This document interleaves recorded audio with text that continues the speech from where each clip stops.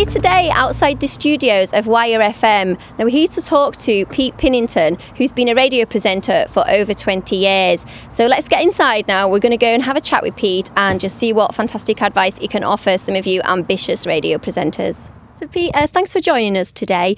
Talk to us a little bit about your career before you actually came into radio, because you've been in this a long time, over 20 years. Over 20 years now, that's right. Yeah, it all started for me. I went along to my primary school fete one year, and me and my mate at the time were quite impressed with the local radio presenter that made an appearance.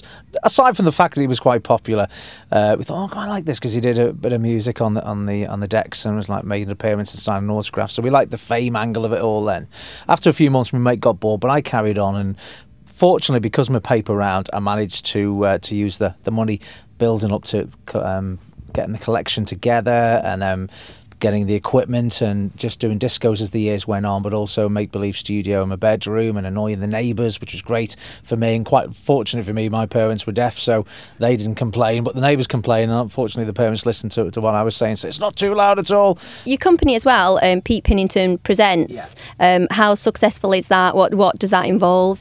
Yeah, the company's very, very successful. It's something that I've done alongside radio, hosting numerous events, so I've been quite fortunate to gain that experience working with the general public, whether it be at award ceremonies, fashion shows, shopping centre promotions, fun days, etc. So that experience has really helped me, and then as the time was going on, more and more clients were quite interested in booking me direct, so I thought, okay, doing the comparing, and I thought, well, where do I want to go long term? Because as much as I love radio and I've been very fortunate to have a great career in radio, is it something I really want to do? And I've always set myself a goal. I don't want to be doing radio when I'm 50. What else can I do? I don't want to be going on to an AM station or a BBC station. That's not me. So what do I want to do? I enjoy comparing, so I decided to set up the business primarily doing comparing, but then it's just evolved to be event management and provide other services because people are trusting in me and my experience and my knowledge to go, great, Pete can look after the event for us and provide what we need. So what qualities would you say then that young people that want to be aspiring radio presenters, what qualities do they really need to have?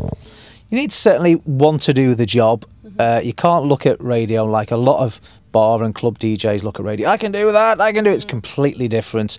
You need to have the gift of the gab.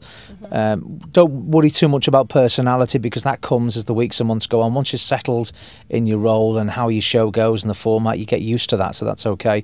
But yeah, you need to have some form of talkability, have a bit of know-how with what kind of content you're going to put into your show. Obviously, whether you're being in the music industry, you need to know what's going on in the music industry. That's key. Also, topical, what's going on in your life. Listeners love a presenter they can relate to. Don't be a presenter that goes, I was at this showbiz party and I know this celebrity friend. Never mind that. That's not real life for listeners. And at the end of the day, yes, you've got a great job, but you know, you need to be on the same level as your listeners, and they love you more for that. Even better if you can talk about things that is quite comical in your life, and they know they've probably been there. Like, I've got a couple of kids, and I talk about how things are, and most listeners in our age group can relate to that as well. Preparation is key as well. You need to put the work in before doing a show. A good hour and a half preparation, and you'll always over prep, which is great because you can always use the content again another day. But just relax and have the voice as well, obviously, is key. But then again, that will come as time goes on. I started out in radio being from Liverpool, a broad Scouser, and as time's gone on, I've toned it down, and I am more of a posh Scouser now. That's the way I see it. But be able to project your voice, you know, English is key in this industry, but it comes with experience. I left school with no qualifications. I was just set on radio and thought, stuff it, I don't need it. And yeah, looking back, I probably could have, but I still managed to achieve what I wanted to achieve, and I had to put the extra work in, but I've managed to get where I wanted to go. So for young people that's really ambitious and really, you know, striving hard to get into radio, but what would you actually say could possibly hold them back? What would you say would be the difficulties of getting into the industry? What I would say, it was tough for me when I got into radio, and the media generally is very cutthroat at the moment.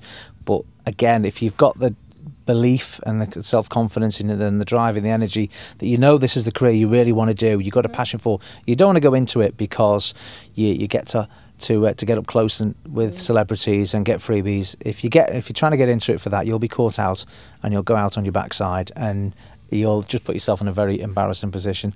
So you've got to stay determined if you want to get into it, and be aware that once you're in the industry, once you manage to get that break, it isn't a case of sit back and enjoy. There's plenty of other talented people trying to come through.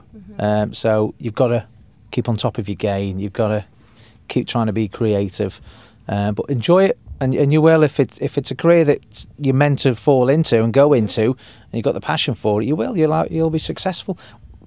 Also, never try to mimic what another presenter's done. If you fall into the trap, it's so easy early days to go, I used to listen so and so for years, and try and be a bit like them, because again, you'll be caught out. So just be yourself, and that will come with time as time goes on. Once you're settled in your show, if you're fortunate enough to get a full-time job, you've got 6 shows a week to get yourself settled into, and a good 3 to 6 months before you're finally settled. So it's a great industry to be in, but can be very tough once you're in. You've got to stay on top of your game throughout.